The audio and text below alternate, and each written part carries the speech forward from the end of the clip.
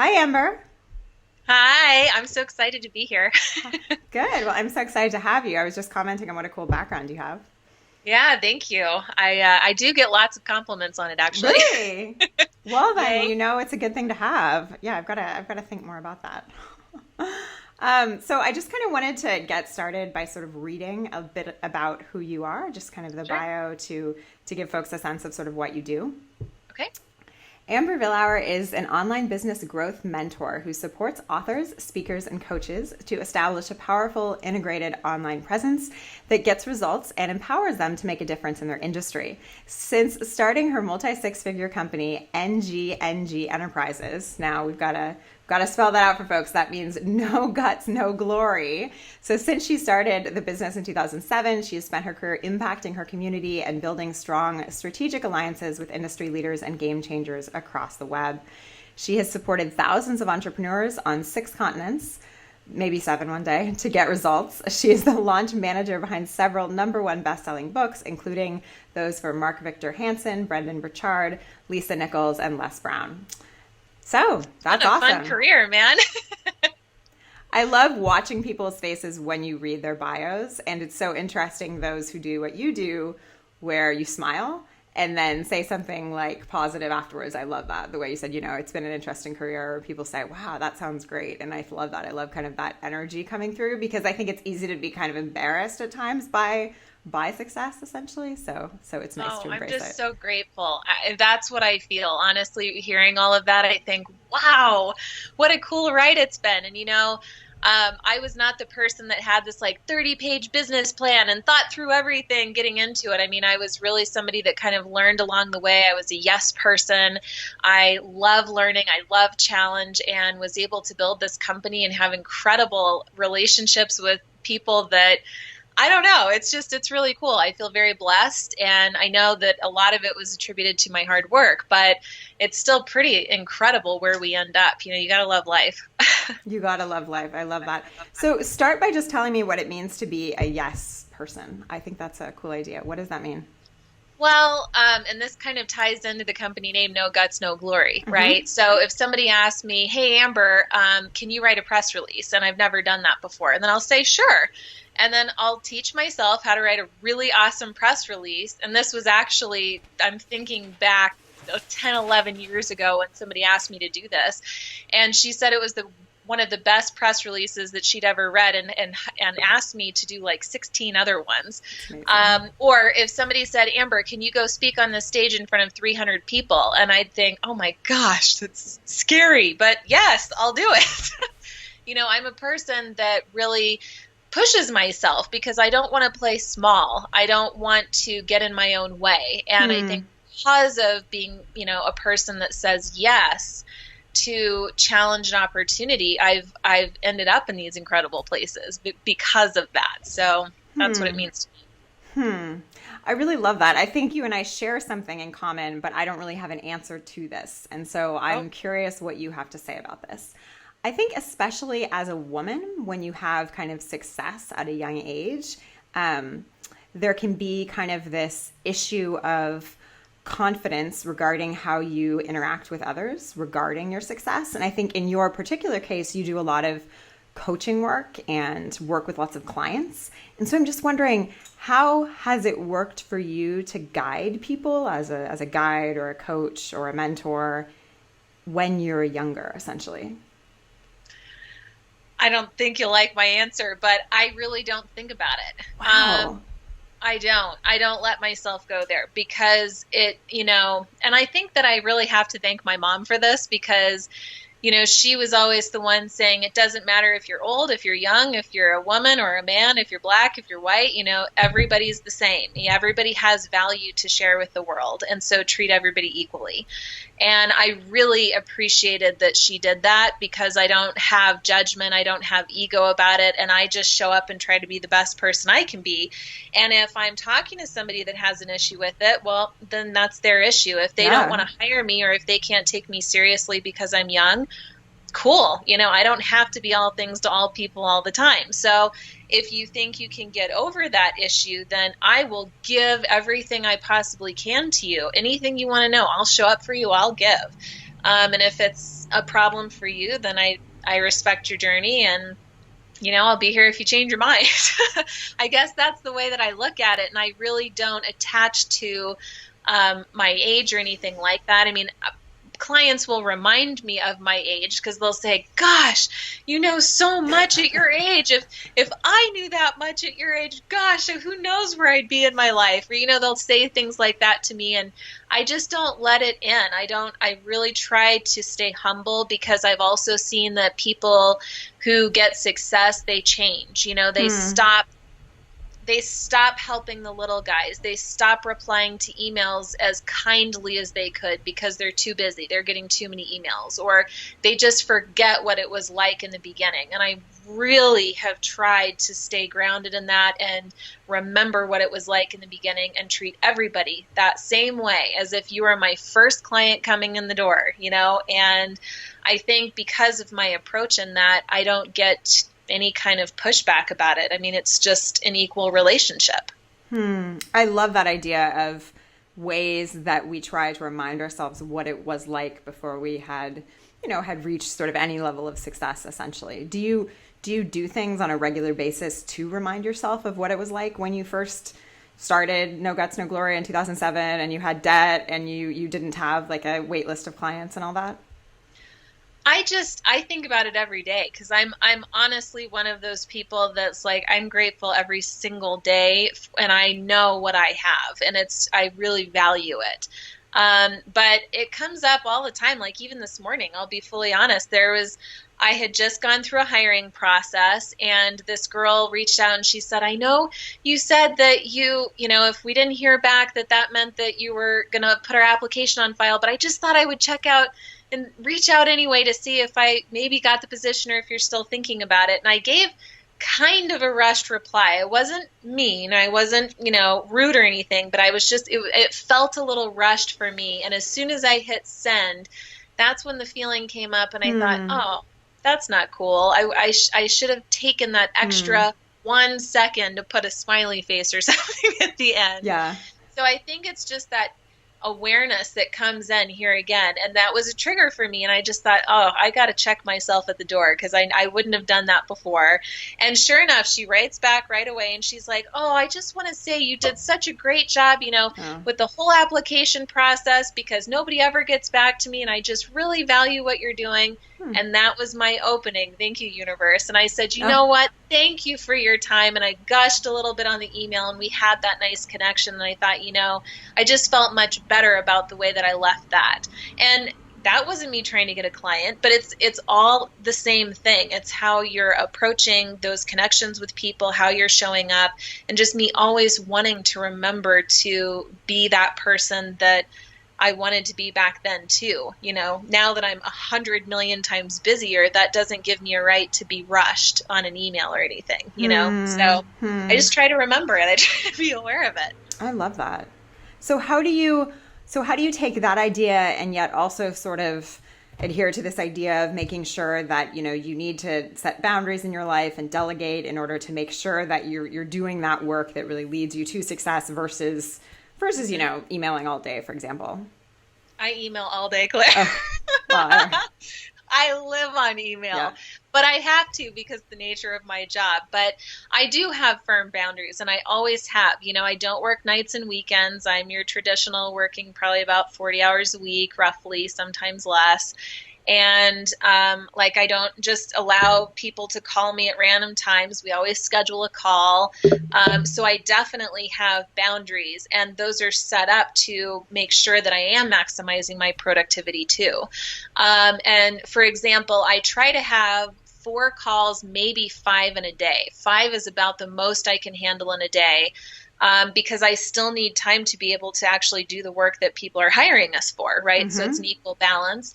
And so I have to make sure that I'm not, I'm not crossing that line. I'm not scheduling 8 calls just because I'm busy, Mm-hmm. Nope, I have to just push that out. And if people are pissed off, they have to wait 3 or 4 days, then people are pissed off, and I'll try to make it up to them, but I can't sacrifice that time where I know I need to actually get the work done. And part of it is delegating too. And that's a big responsibility. If it's something that's easy for somebody else to do, then I shouldn't be doing that task. Right. But there are a lot of tasks that I do all day long that nobody but me can do them because of the amount of expertise that I have. So it's definitely a balancing act. And also just making sure that I'm taking advantage of downtime. If on a Friday afternoon I have a little less email volume, then I'm going to take advantage of that and make a 33-page ebook, or I'm going to knock out a bunch of marketing videos or whatever it is to make sure that I'm handling that other side of the business too. So it just magically works and I magically get all the emails done every single day too. And I don't know more than that. It just tends to work out. I think organization helps with it too. But talk to me a little bit about what you just said about this idea that you learn from your clients in the same way that, you're hired to be their coach, but you're learning from them at the same time. Is that maybe on a life level? Sure. It's not like they're teaching me how to build an email list. I'm teaching them that, but I don't know, just in the way that they show up, the different things that they say. I'm an observer. I always have been since I was a little kid. My sister was like in the limelight one, and I was always just sitting on the side just watching everybody, watching how my mother would parent or watching how my sister would do this, or even in high school watching my teachers and how they would manage the room, or watching different students and how they would behave. And I was learning so much from everybody all the time about who I wanted to be or how human behavior was affected by different circumstances. It's just always been interesting to me to watch people's behaviors and what makes them tick or not. And so that hasn't changed. I'll be having a conversation with you right now, and we're on this video interview, and you'll say something and I'll think, dang, that's awesome. I need to think about that. Or, wow, that really makes a lot of sense. Yeah.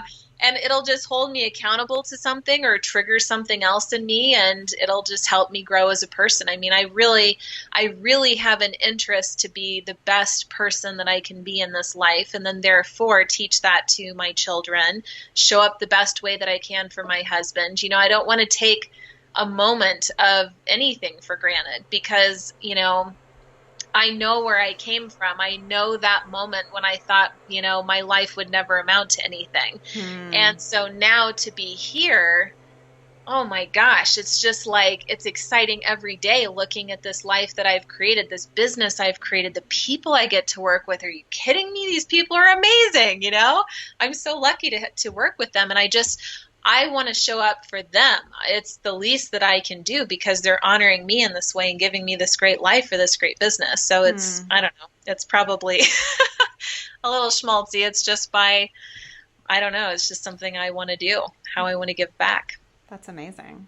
Do you see kind of, because I was looking at, some of the different ways that you work with people, and I'm curious if you see a difference between this idea of mentoring versus coaching. Because I think you kind of serve as both to different people. Yeah,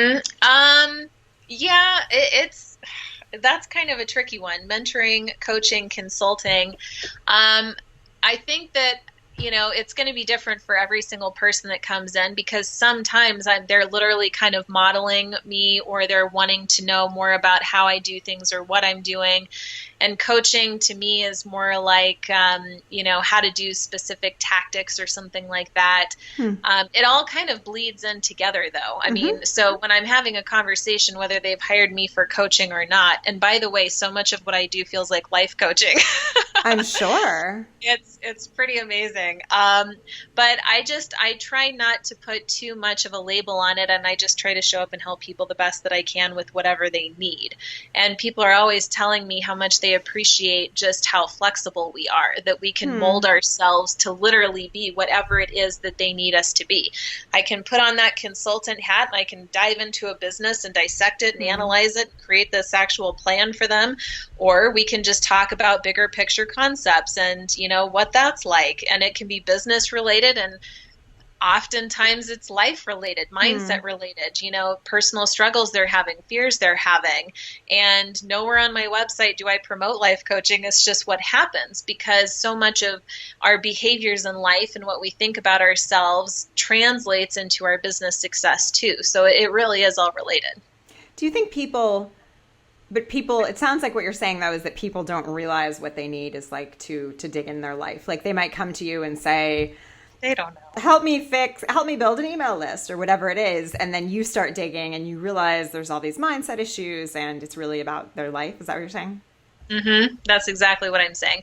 In any business, I think you have to market based on what your audience thinks they want from you.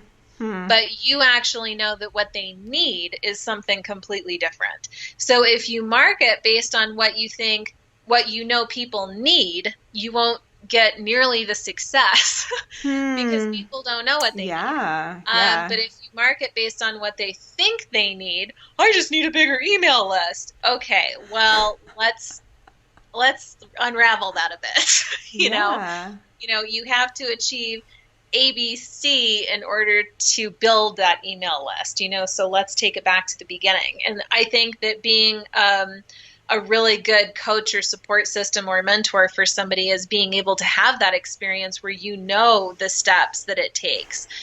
Because anybody can say that they're an online business coach. Hey, if I built a website, I can build somebody else's website too, but there's way more to it than that. And unfortunately, especially in the online world, people have made it sound like it's so easy to make money online and build this list and do Facebook ads. It's easy. No, it's not. It is not easy at all. And especially if you want to build a sustainable long-term business that scales, there's a lot of foundational groundwork that needs to happen in order to build successfully, because otherwise, if you build on an unstable foundation and platform, you can build, but there's going to be cracks in the foundation and that thing is going to crumble at some point. So I've always been in it for the long term, and I know that's something Gary Vaynerchuk talks about a lot too, is not just trying to get in it for the short-term success, but be in it for the long haul and make the steps and the progress accordingly so that you have that stable environment moving forward. I mean, I think that's really interesting, and I think the idea of kind of the cracks we can see it all around us. You see someone shoot up and you kind of think, like what's going to happen there? And then it sort of becomes even clearer to the outside sometimes what those cracks are. And then you sort of watch as, that success doesn't continue in the same way. The grass is not greener on the other side. We look at people and we think, wow, they really have their stuff together. They're awesome. But don't be so sure. I mean, it's amazing how many people are out there, very successful people that I've worked with, that you think they've got it all together and they don't. They're struggling big time internally and they don't have good systems in place. Their team is a mess. They have high turnover rates. I mean, you just never know. But if you can educate yourself on, if you can decide what kind of a business you want to have, long term, what's the culture like? What's the environment like? How happy are you? How much money are you making? And then work backwards from there and perhaps hire a coach who's been there and has achieved similar success that can kind of walk you through what they did. That's going to be your fastest path to success for sure. I am a firm believer in hiring coaches and getting help, but just do your due diligence because there's a lot of subpar coaches out there. Right. I'm sure. So I kind of have one last question, I guess, and it has to do with this idea of, you want to help people, you help them as a coach and as a mentor and with your company.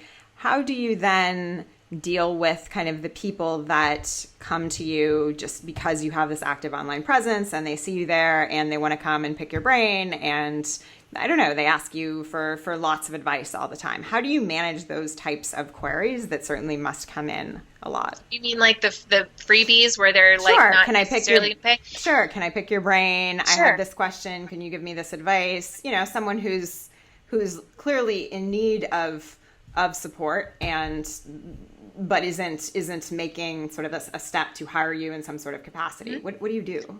Treat them exactly the same as anybody else. I will offer everybody a complimentary 30-minute call with me where I will help them with whatever they need. And sometimes going into it, they say, oh, I'm so grateful that you do this as a service. I definitely can't afford to hire you, but this would just help me so much.